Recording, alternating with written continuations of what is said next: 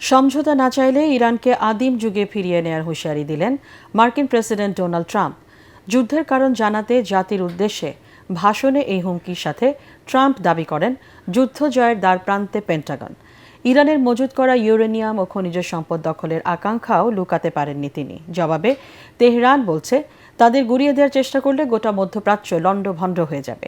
এদিকে ট্রাম্পের ভাষণের পর বিশ্ববাজারে ঊর্ধ্বমুখী জ্বালানি তেলের দাম ধস নেমেছে শেয়ার বাজারেও।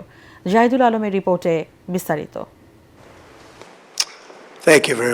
ইরানের বিরুদ্ধে চলমান যুদ্ধ নিয়ে স্থানীয় সময় বুধবার রাতে জাতির উদ্দেশ্যে ভাষণ দেন মার্কিন প্রেসিডেন্ট ডোনাল্ড ট্রাম্প।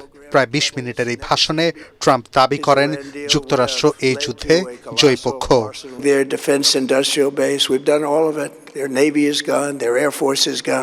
যুদ্ধের পক্ষে সাফাই গেয়ে তিনি জানান তাদের হামলায় ইরানের নৌবাহিনী ও ক্ষেপণাস্ত্র সক্ষমতা সম্পূর্ণ ধ্বংস হয়েছে। হুঁশিয়ারি দিয়ে বলেন আলোচনায় না আসলে দেশটিতে হামলা চালিয়ে আদিম যুগে ফিরিয়ে নিয়ে যাওয়া হবে। ট্রাম্পের দাবি ইরান পারমাণবিক অস্ত্র তৈরির দোরগোড়ায় ছিল, তাই এই যুদ্ধ অনিবার্য হয়ে পড়েছিল।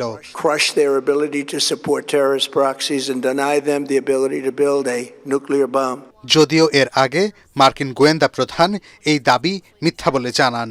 এদিকে ট্রাম্পের ভাষণে কোনো সুনির্দিষ্ট যুদ্ধবিরতি বা সমাপ্তির পরিকল্পনা ছিল না উল্লেখ করে আইন প্রণেতাদের একাংশ বলেন প্রেসিডেন্টের এসব দাবির বেশিরভাগই মিথ্যাচার। ভাষণ শেষ হওয়ার সাথে সাথেই ইসরায়েল ও মধ্যপ্রাচ্য জুড়ে নতুন করে হামলা চালিয়েছে ইরান। কাতার জানায় তাদের একটি এলএনজি বাহী জাহাজে ক্ষেপণাস্ত্র আঘাত এনেছে। এছাড়া বাহরাইন তাদের নাগরিকদের নিরাপদ আশ্রয়ে সরে যাওয়ার নির্দেশ দিয়েছে। ইরানের প্রতিরক্ষা মন্ত্রণালয় জানায় শত্রুপক্ষের হুমকির জবাবে ক্রমান্বয়ে হামলা আরও বাড়ানো হবে। তেহরান হুঁশিয়ারি দিয়ে বলছে যদি তাদের বিদ্যুৎ কেন্দ্রে হামলা চালানো হয় তবে পুরো অঞ্চলের জ্বালানি ও বিদ্যুৎ অবকাঠামো ধ্বংস করে দেয়া হবে। ট্রাম্পের ভাষণে যুদ্ধ থামার কোনো ঘোষণা না থাকায় বিশ্ববাজারে অপরিশোধিত তেলের দাম আরও ৫% বেড়েছে।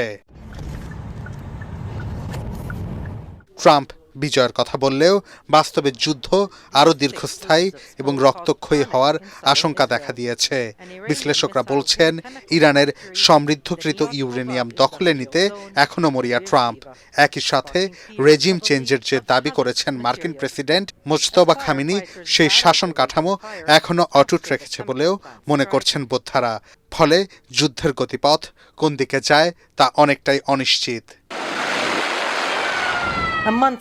জাহিদুল আলম, এটিএন বাংলা।